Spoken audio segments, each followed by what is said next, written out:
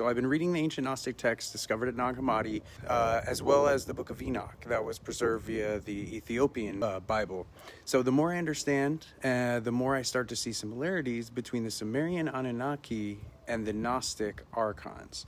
So in Gnostic teachings, the material world was created by a blind god that was blocked off from the light of the pleroma, called the Demiurge. And the Demiurge created a system of rulers to manage the physical world that we live in. Ancient Mesopotamian civilizations wrote about powerful beings known as the Anunnaki. Two different cultures, separated by centuries, and yet both describe mysterious higher beings connected to humanity, authority, and the structure of the world itself. So who were they?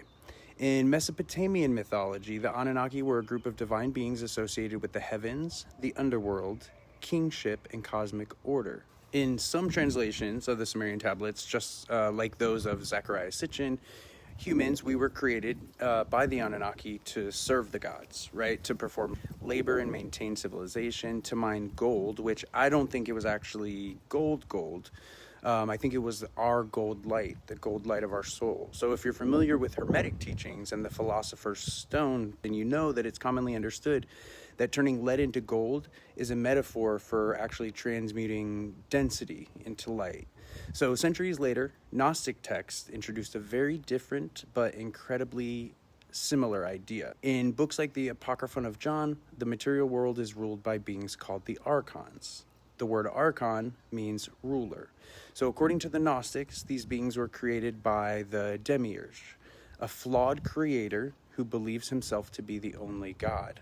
The Archons govern the material world, and they attempt to keep humanity spiritually asleep. That is why the Gnostic belief is that Jesus came to help humanity remember or awaken from ignorance, not to resolve us of sins.